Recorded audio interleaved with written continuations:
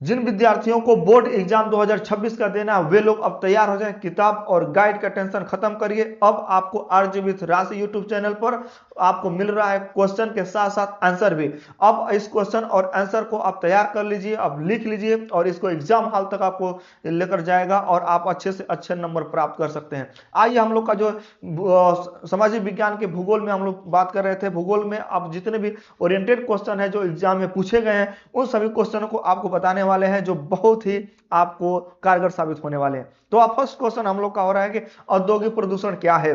औद्योगिक प्रदूषण आप स्क्रीन पर देख रहे हैं, आपको आंसर भी मिल रहा है। बहुत ही शानदार तरीके से इसको बनाया गया और लिखा गया है जिसको आप लिख करके अच्छे से अच्छे पूरा नंबर प्राप्त कर सकते हैं।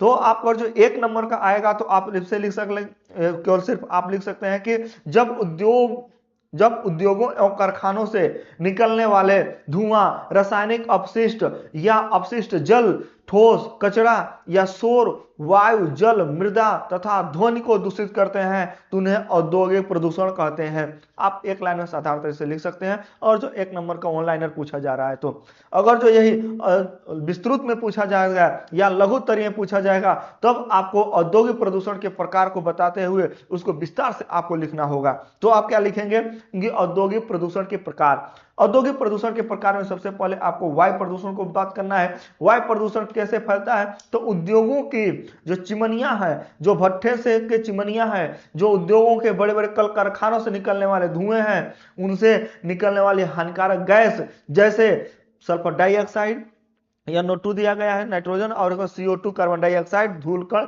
इत्यादि से वायु प्रदूषण फैलता है। इसके प्रभाव क्या होता है, इसके प्रभाव से श्वसन रोग हो जाता है, दमा और जैसे बीमारियां फैल जाती है और अम्लीय वर्षा होता है जो वनस्पतियों पर बहुत ही बुरा असर डालता है। नेक्स्ट आप इसमें हेडिंग डालेंगे जल प्रदूषण। जल प्रदूषण कारखानों से निकलने वाले रासायनिक अपशिष्ट जल नदियों तथा तालाबों में गिरा दिए जाते हैं जिससे नदियों के जल और तालाबों के जल दूषित हो जाता है जिससे जल प्रदूषण फैलता है। इससे प्रभाव क्या होता है, इससे जल जनित रोग होते हैं, जैसे आप देखेंगे तो जलीय जीवों की मृत्यु होने लगती है। नेक्स्ट आपको इसमें एग्जाम जो पॉइंट डालेंगे मृदा प्रदूषण। मृदा प्रदूषण यानी कि मिट्टी में प्रदूषण जो हो रहा है, मिट्टी में प्रदूषण कैसे होता है आप इसको देख लीजिए। तो औद्योगिक जो ठोस कचरा है वो भूमि में सीधे के सीधे मिट्टी में मिला दिया जाता है जो विषौला होता है, तो इसलिए वो मिट्टी को भी विषौला बना देता है, इसलिए मृदा प्रदूषण या मिट्टी प्रदूषण तीव्र से बढ़ता है। और जब इससे बढ़ता है तो इससे प्रभाव क्या होता है, तो इससे प्रभाव यह पड़ता है कि भूमि की जो उर्वरता होती है उसमें कमी आ जाती है, भूमि में जो लाभदायक जीवांश होते हैं वो मर जाते हैं, जिससे फसल का उत्पादन प्रभावित होता है, अच्छी से अच्छी फसल किसान प्राप्त नहीं कर पाते हैं। ये आपको सबसे बड़ा प्रदूषण का कारण मिलता है। नेक्स्ट तौर पर आपको देखिए इसी के 4 नंबर का जो हेडिंग आप डालेंगे तो 4 नंबर के हेडिंग में आपको मिलने वाला है कि ध्वनि प्रदूषण। क्या मिलेगा आपको, ध्वनि प्रदूषण। ध्वनि प्रदूषण में आपको देखेंगे मिनट, ध्वनि प्रदूषण में आप देखेंगे उद्योगों की भारी मशीनों से अत्यधिक शोर उत्पन्न होता है। जो उद्योग धंधे लगे हैं, जो कंपनियां लगी हुई हैं, उनसे जो भारी भारी मशीनें हैं उन मशीनों से जो शोर शराबा होता है इससे ध्वनि प्रदूषण होता है। आप ये भी कह सकते हैं अत्यधिक सीटी दबा लेने से, डीजे गवाने से भी ध्वनि प्रदूषण फैलता है। पर ध्वनि जो हैवी मशीन है, भारी मशीनें हैं, उनसे 24-24 घंटे लगातार चलती रहती हैं, उनसे और तीव्र गति से ध्वनि प्रदूषण फैल रहा है। तो इससे कारण क्या होता है, इससे कारण जो मानव के जो कान के श्रवण शक्ति है वो खत्म हो जाती है, मानसिक रूप से तनाव आने लगता है, चिड़चिड़ापन महसूस होने लगता है। इसलिए ध्वनि प्रदूषण मानव स्वास्थ्य पर बहुत ज्यादा नुकसानदायक होता है। जब कान ही नहीं रहेगा तो सुनोगे कैसे, जब कान ही नहीं तो सुनोगे कैसे, बहरे हो जाओगे। सबसे ज्यादा प्रभाव पड़ता है मानसिक रूप से, क्या डिस्टर्ब कर दे रहा है, टेंशन दे देता है। ठीक है, नेक्स्ट आप हेडिंग्स में डालोगे। मैं बड़ा विस्तारित क्वेश्चन के लिए बता रहा हूं। ध्वनि प्रदूषण एक लाइन में पूछेगा तो आप लिख दोगे डायरेक्टली, थोड़ा बना करके इसमें लिख सकते हो, लघुत्तरीय होता है तो। लेकिन विस्तार में पूछेगा कि औद्योगिक प्रदूषण कैसे कैसे फैलता है, औद्योगिक प्रदूषण क्या है, तो आपको ऐसे पॉइंट वाइज लिखना होगा, तब आप 6 में 6 पूरे अंक प्राप्त कर सकते हैं। नेक्स्ट इसमें देखें औद्योगिक प्रदूषण क्या है। औद्योगिक प्रदूषणों में आप देखेंगे इससे दुष्प्रभाव स्वास्थ्य और नकारात्मक दोनों तरह से पड़ता है। ये चीज कर सकते हैं। अब यहाँ पर जैव विविधता को हानि होती है। जैव विविधता को हानि कैसे होती है कि यहाँ पर जो जीव जंतु रहते हैं, जो तमाम तरह के जीव जंतु हैं, पेड़ पौधे, छोटे सूक्ष्म जीव से लेकर के बड़े पशु भी हैं, जानवर भी हैं, सब कुछ में पक्षी भी है, उन सबको नुकसान होता है। इसलिए इनको जैव विविधता को काफी हानि होता है औद्योगिक प्रदूषण से। तो इसमें कौन कौन से नुकसान होता है इनको पॉइंट वाइज यहाँ पर लिखा गया है। पॉइंट वाइज में आप कैसे क्या करेंगे कि देख लीजिए। तो यहाँ पर कृषि एवं पेयजल स्रोत प्रभावित होते हैं। जो कृषि करने वाली भूमि होती है वो भी जो है कि जहरीली हो जाती है, उत्पादन क्षमता घट जाता है। पानी जो पीने वाला है वो भी देखें पूरा प्रदूषित हो चुका है। आज के समय तो हर जगह आरओ का ही पानी लोग पी रहे हैं, शादी विवाह से लेकर सब जगह घर घर में, क्योंकि अब पानी पीने लायक हैंडपंप का बचा ही नहीं है, सबको सब प्रदूषित हो चुका है, बीमारियां कई तरह से फैल रही है। लेकिन इसमें ज्यादा आरओ का पानी टीडीटी बढ़ा देने से नुकसान होता है। जो लाभदायक चीजें होते हैं, मिनरल्स होते हैं, वो छान कर वही बाहर कर दे रहा है। तो एक तो स्वास्थ्य के लिए हमने स्वस्थ पानी पीना शुरू किया, उल्टे वो भी नुकसान पहुंचाने लग रहा है। इसलिए थोड़ा मेंटेन करके रखना चाहिए। नेक्स्ट इसमें डालेंगे हेडिंग औद्योगिक प्रदूषण रोकने के उपाय। उद्योगों में अवशिष्ट संशोधन संयंत्र लगाना चाहिए, जिससे कि उद्योगों से जो निकल रहे हैं धुएं, कचरे या पानी, उनको संशोधित करने के लिए गवर्नमेंट को या कंपनी के मालिक को एक संयंत्र भी लगाना चाहिए। दूसरा, चिमनियों को फिल्टर एवं स्क्राइबर लगाना होगा, यानी कि चिमनियों से जो धुआं निकल रहे हैं वहां पर फिल्टर लगा दीजिए ताकि कार्बन को सोख ले और स्वच्छ जो वहां से निकल रही गैस उसको बाहर फेंके, ताकि आसपास के प्रदूषण को बचाया जा सके। नेक्स्ट में आप इसमें डाल देंगे कि प्रदूषण नियंत्रक कानूनों को सख्ती से पालन करना चाहिए, यानी कि जो प्रदूषण नियंत्रक कानून बना हुआ है वहां पर जो अधिकारी बैठाए गए हैं उनको रनर होना चाहिए, उनको देखना चाहिए, उनको दौड़ धूपी में रहना चाहिए, ताकि कोई इस प्रकार से गलती कर रहा हो तो ना करे। नेक्स्ट, हरी पट्टी का विकास करना चाहिए। और इस तरह से आप देखेंगे कि निष्कर्षतः औद्योगिक प्रदूषण मानव जीवन एवं पर्यावरण के लिए गंभीर खतरा है। सतत विकास वैज्ञानिक तकनीकों द्वारा इसे नियंत्रित किया जा सकता है। इतना आप लिख लेंगे तो आपका पूरा 6 का 6 नंबर मिला जाएगा। इसलिए यहाँ पर देख रहे हैं औद्योगिक प्रदूषण क्या है, इसके बारे में बताया गया है। नेक्स्ट क्वेश्चन आपका दिया गया है कि कृषि आधारित उद्योग क्या है, इनके प्रमुख प्रकारों का उदाहरण सहित विस्तार से वर्णन कीजिए। अब कृषि आधारित उद्योग क्या है? कृषि करते हैं किसान लोग अपने खेतों में, तो उनसे उद्योग धंधे किस प्रकार के पैदा किए जा सकते हैं, वो बनाए जा सकते हैं जिससे सबको फायदा हो। तो इसके लिए आपको यहाँ पर लिखना है, तो क्या लिखेंगे? कृषि आधारित उद्योगों वे उद्योग हैं जो कृषि से प्राप्त कच्चे माल, अब कच्चे माल में अनाज हो जाएगा, गन्ना होगा, कपास होगा, जूट होगा, तिलहन होगा, आलू होगा, और तो पशु उत्पाद भी इसी कृषि में ही आता है। जैसे पशु उत्पाद में दूध होगा, दही होगा, घी है, उनसे चमड़ा हो सकता है, बाल होगा, मांस होगा, इन सभी को लेकर के क्या किया जाएगा, आपके कृषि आधारित उद्योग के अंतर्गत आते हैं। वे कृषि जो होता है, ये उद्योग कृषि और उद्योगों के बीच सेतु का कार्य करते हैं तथा ग्रामीण अर्थव्यवस्था को सशक्त भी बनाते हैं। यानी कि अगर जो 1 नंबर का पूछेगा तो सिर्फ आप ये लिख दें कि कृषि आधारित उद्योग वे उद्योग हैं जो कृषि से प्राप्त कच्चे माल जैसे अनाज, गन्ना, कपास, जूट, तिलहन, फल, सब्जियां, पशु उत्पाद जैसे दूध, दही, चमड़ा, मांस, सब जो है कि कृषि उत्पाद के अंतर्गत आते हैं, कृषि आधारित उद्योग भी कह सकते हैं। अब आ जाइए इसको बड़ा में अगर जो लिखना है विस्तृत में, तो इसी को हेडिंग को बढ़ा लीजिए। कैसे बढ़ा लीजिए कि देखिए यहाँ पर मोटी हेडिंग में आपको दिख रहा है कि कृषि आधारित उद्योगों के प्रमुख प्रकार। तो जो प्रमुख प्रकार में आप फर्स्ट डालेंगे खाद्य प्रसंस्करण उद्योग। मैंने जिस तरह से हेडिंग डाला आप हेडिंग डाल के अंडरलाइन कर लीजिए करिए, जो बहुत ही सुंदर होगा, आपको और अच्छी तरह से बनाएगा। और हेडिंग लिख रहे हैं तो उसको आप ब्लैक कलर से जो बबलिंग वाला आता है उसको लिख करके अंडरलाइन करें, स्केलिंग का यूज करें, आप अच्छी तरह से उत्तर पुस्तिका को सजाएं ताकि आपको अच्छा से अच्छा नंबर मिल सके। तो आप फर्स्ट हेडिंग आपका होने वाला यह है कि खाद्य प्रसंस्करण उद्योग। खाद्य प्रसंस्करण उद्योग को आप कैसे समझेंगे? इसमें कृषि उत्पादकों को सुरक्षित, टिकाऊ और उपयोगी रूप से बदला जाता है, जैसे चावल व आटा मिल, दाल और चीनी उद्योग, फल सब्जियों संरक्षण जैसे जूस, अचार को प्रयोग करके इनको खाद्य प्रसंस्करण उद्योग बनाया जाता है। अर्थात खाने पीने वाले जो वस्तुएं हैं, खाने पीने वाले जो चीजें हैं जो उत्पादन किए जाते हैं उनको प्रसंस्करण करके बदल, जैसे कि आलू है, आलू से चिप्स बनाया जा रहा है, आलू से नमकीन भी बन जा रहा है। बहुत सारी चीजें, जैसे मक्का है, मक्का से आप देख रहे हैं कि जो कुरकुरे टाइप की जो चीजें बन जा रही हैं, तो मस्त उनको बदला जाए, दाल से आप नमकीन बनाया जा रहा है, और जो ब्रान है और या मक्का है उससे बिस्किट भी बन जा रहा है। तो है तो कच्चा माल वही जो किसान उत्पादन करते हैं, बट उनको कंपनियों में उनको क्या करें, प्रसंस्करण करके नए तरीके से नए चीजें बना दिया जाता है, और बिक भी रहा है। ऐसे किसानों के पास जब आलू हो जाता है बाबू, 5 रुपये 6 रुपये किलो बिकता है। और यही आलू जब उनके किसान के पास खत्म हो जाता है तो 60 रुपये किलो, 80 रुपये किलो तक पहुंच जा रहा है। इस बार तो 40-50 रुपये किलो पहुंचा था। और कंपनी अगर चिप्स बना देती हैं तो उनका 240 रुपये किलो के रेट से जा रहा है। 240 रुपया, यहाँ 5 रुपया रेट भी किसान को नहीं मिल पाता है। तो देख लिए धन कमाने का तरीका, उद्योग कितना खासकर हो गया है। नेक्स्ट आप यहाँ पर डाल देंगे कि वस्त्र उद्योग। वस्त्र उद्योग में रेशेदार फसलों पर आधारित उद्योग जो होते हैं, जैसे सूती वस्त्र, कपास जो उत्पादन किया जाता है उससे सूती वस्त्र का उत्पादन होगा। जूट जो बिहार पश्चिम बंगाल में मुख्य रूप से उगाया जाता है, उससे सूती बोरे बनाए जाते हैं, उनके लिए होता है। रेशम उद्योग होता है। ऊन जो जानवरों के उनको पढ़ाए जो बालों से होता है, उनको और भी चीज से प्राप्त कर सकते हैं। तो ये आप वस्त्र टेक्सटाइल उद्योग भी लिख सकते हैं। नेक्स्ट आप लिखेंगे चीनी और गुड़ उद्योग। गुड़ तो और चीनी बहुत खपत होती है, सबके घर चाय बनता है तो चीनी का उपयोग बहुत होता है।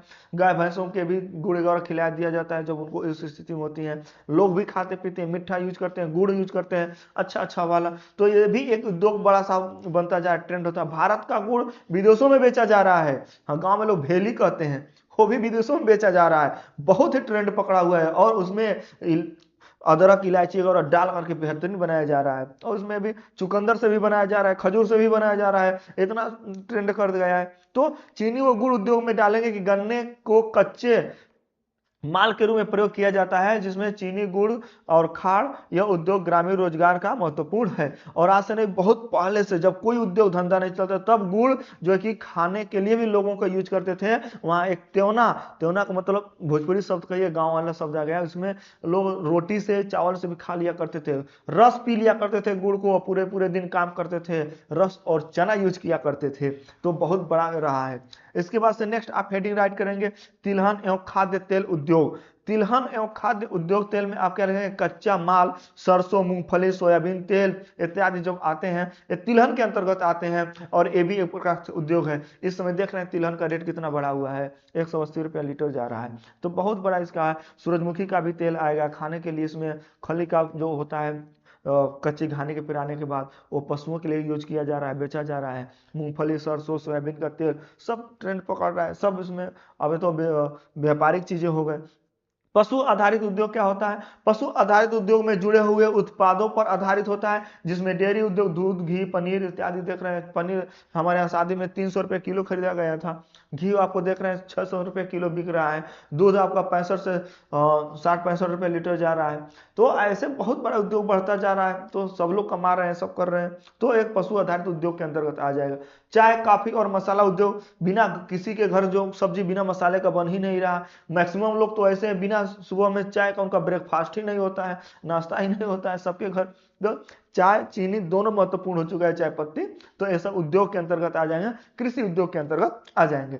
वन आधारित उद्योग कहिए तो वनों से प्राप्त जो कि कृषि संबंधित कच्चे माल पर आधारित होते हैं, जिसमें कागज और माचिस और फर्नीचर उद्योग भी बहुत मायने रखता है। और मुख्य रूप से कहिए तो यह कृषि आधारित उद्योग किसानों को आय बढ़ाते हैं और ग्रामीण क्षेत्रों में रोजगार सृजित करते हैं। तो कृषि उद्योगों की बर्बादी कम करते हैं, हाँ, यहाँ पर देश के औद्योगिक और निर्यात विकास में योगदान देते हैं। नेक्स्ट क्वेश्चन आपका यहाँ पर है कि नेक्स्ट क्वेश्चन कौन सा है, खनिज आधारित उद्योग क्या है। देखिए, अभी तक खाद्य पदार्थों पर आधारित कृषि आधारित उद्योग देखे थे।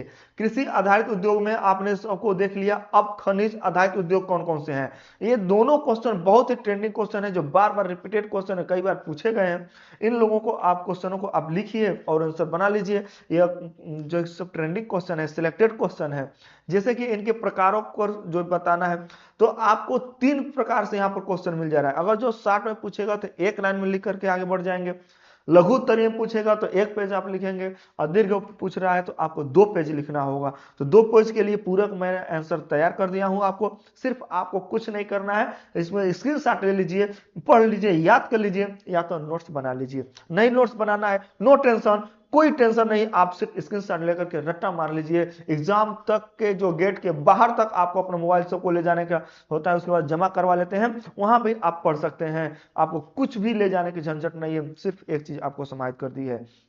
आइए, तो इसका उत्तर आप क्या लिखेंगे? खनिज आधारित उद्योग वे उद्योग होते हैं जो खनिजों को कच्चे माल के रूप में प्रयोग करते हैं। इन्हें लौह अयस्क, कोयला, बॉक्साइट, तांबा, चूना पत्थर, पेट्रोलियम आदि प्रमुख हैं।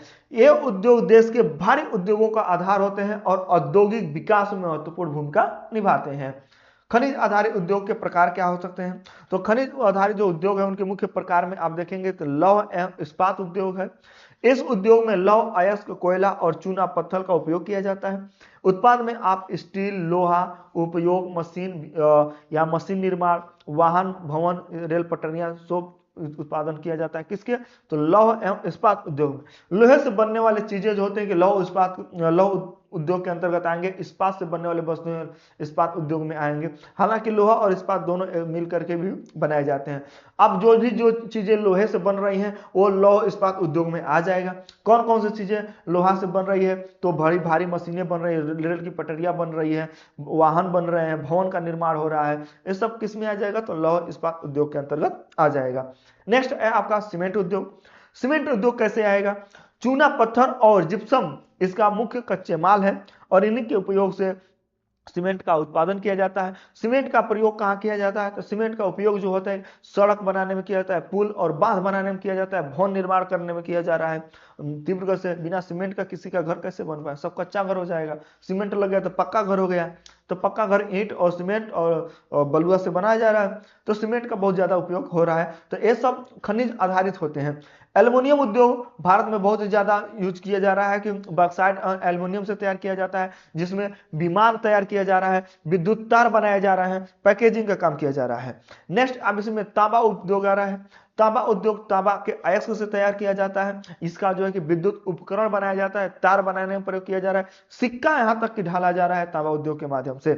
कोयला आधारित उद्योग और ताप विद्युत उद्योग की बात करिए तो कोयला सा प्रमुख स्रोत है ऊर्जा का। यहां से तो बिजली भी पैदा की जाती है। पहले ट्रेन भी चलाई जाती थी, भट्टी, चिमनियां और बड़े बड़े कंपनियां चलाई जाती हैं, और आज भी जो कोयला के लिए निर्यात किया जाता है, आयात किया जा रहा है। और बिजली उत्पादन इस्पात उद्योग में बहुत ही ज्यादा कोयला यूज हो रहा है, लेकिन इससे प्रदूषण भी फैल रहा है। अडानी देख रहे हो पूरा छत्तीसगढ़ बस्तर जिला है, पूरा कितना कितना खनवा दे रहे हैं सब कोयला के लिए। नेक्स्ट आप यहां पर देखेंगे पेट्रोलियम एवं पेट्रोकेमिकल उद्योग। पेट्रोलियम और पेट्रोकेमिकल उद्योग का मतलब ये होता है कि कच्चे तेल और प्राकृतिक गैस पर आधारित होता है, जो पेट्रोल, डीजल, एलपीजी, प्लास्टिक, उर्वरक सब इसी में आ जाते हैं, इसका प्रयोग किया जा रहा है। इसका महत्व देखेंगे तो खनिज आधारित उद्योग औद्योगिक ढांचे का सबसे महत्वपूर्ण भाग होता है, सबसे मजबूत करता है और रोजगार सृजित करता है, ऊर्जा आपूर्ति को बढ़ाते हैं और वही नहीं आर्थिक विकास को गति भी देते हैं। अगर निष्कर्षतः बात किया जाए तो खनिज आधारित उद्योग किसी भी देश के आर्थिक विकास की रीढ़ होते हैं और इनको संतुलित तथा पर्यावरण अनुकूल विकास में राष्ट्र के प्रगति संभव है। नेक्स्ट क्वेश्चन आपको कहा गया है इसमें, जो है बहुत ही कई बार पूछा गया ट्रेंडिंग क्वेश्चन है कि भारत की इलेक्ट्रॉनिक राजधानी किसे कहा जा रहा है? 2019 में पूछा गया था, सॉरी 2018 में, 2021 और 22 में लगातार पूछा गया क्वेश्चन है। मैं यहाँ पर लिखा नहीं हूं, यहाँ पर देख लीजिए कि भारत की इलेक्ट्रॉनिक राजधानी किसे कहा जाता है। सूचना प्रौद्योगिकी उद्योग तथा इलेक्ट्रॉनिक उद्योग के बारे में आप क्या जानते हैं? तो आप यहां पर देख लीजिए कि सूचना प्रौद्योगिकी जो उद्योग है वो सूचना प्रौद्योगिकी वो उद्योग है जिसमें कंप्यूटर, सॉफ्टवेयर, इंटरनेट, डिजिटल, आज की सब टेक्नोलॉजी जो प्रयोग किया जा रहा है वो सूचना प्रौद्योगिकी उद्योग के अंतर्गत आती है। यह जो है कि माध्यम से सूचना का संग्रहण, प्रसंस्करण, भंडारण और संप्रेषण दोनों किया जा रहा है, यानी कि स्टोरेज भी किया जा रहा है, डिजिटलाइज भी किया जा रहा है और दोनों चीजें किया जा रहा है। और इसमें कौन कौन से मुख्य गतिविधियां हैं? सॉफ्टवेयर का विकास हो रहा है, आईटी सेवाएं हो रही हैं, डाटा प्रोसेसिंग का काम किया जा रहा है, कॉल सेंटर बन रहे हैं, मुख्य केंद्र बेंगलुरु और हैदराबाद में बने हुए हैं, इसके साथ पुणे में है, चेन्नई में है, नोएडा, गुरुग्राम, बहुत सी चीजें हैं। इसका महत्व क्या है? रोजगार सृजन किया जा रहा है, निर्यात में वृद्धि हो रही है, डिजिटल इंडिया को बढ़ावा मिल रहा है। और इसी में अब ऑनलाइन फ्रॉड भी हो रहा है, डिजिटल रूप से बैंक से पैसे गायब कर दे रहे हैं सब, ऐसे तैसे बतिया के ऑनलाइन पैसा कमा ले रहे हैं, सब फ्रॉड कर रहे हैं। तो इन लोगों से भी आप बचे रहें। नेक्स्ट आपको देखें इलेक्ट्रॉनिक उद्योग से क्या क्या फायदे होने वाले हैं, इसमें आप देख लीजिए। तो इलेक्ट्रॉनिक उद्योग में इलेक्ट्रॉनिक उपकरणों जैसे कल पुर्जों का निर्माण किया जाता है, जिससे mobile phone, computer, laptop, TV, semiconductor, chips, चिकित्सा उपकरण भी तैयार किए जा रहे हैं। इसका मुख्य केंद्र कौन कौन से हैं?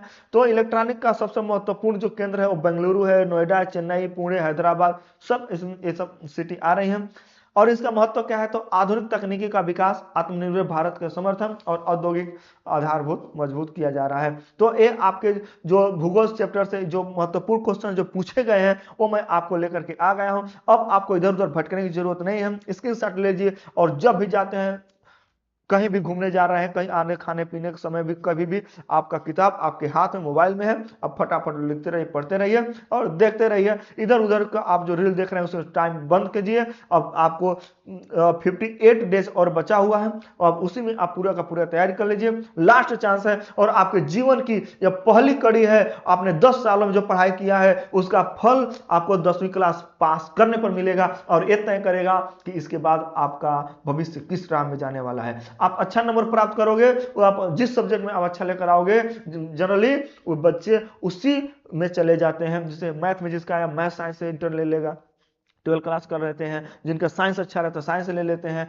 कुछ लोग इधर उधर डाइवर्ट होने लगते हैं। तो ये 10वीं आपके जीवन की पहली परीक्षा हो रही है बोर्ड का, और पहला सर्टिफिकेट लेने जा रहे हैं, इसलिए अच्छी तरह से तैयारी कर लीजिए, कमर कस लीजिए, कहीं कसक न रह जाए। एक बार अगर जो अच्छा नंबर प्राप्त कर लिए तो आपका बेस तैयार हो गया, और मजबूती के साथ आगे अच्छे नंबर प्राप्त करते जाएंगे। अगर जो पहली बार आपने फेल कर गए, आपने कम नंबर प्राप्त कर लिया, तो जीवन भर पछतावा रहेगा, फिर सुधरने में समय लगता है। तो चलिए इसी के साथ फिर हमारे चैनल से आरजी मिश्रा से जुड़े रहिए। पहली बार आ रहे हैं तो मेरे चैनल को सब्सक्राइब करें, दोस्तों तक पहुंचाएं, लोगों तक कहें, और सब्सक्राइब करें, वीडियो को देखते रहें। फिर अगले बार न्यू एपिसोड में नए वीडियो के साथ जुड़ते हैं, जिसमें क्वेश्चन आंसर फिर मैं आपको लेकर आने वाला हूं। तब तक के लिए आप खुश रहें, स्वस्थ रहें और पढ़ते रहें। बहुत बहुत धन्यवाद।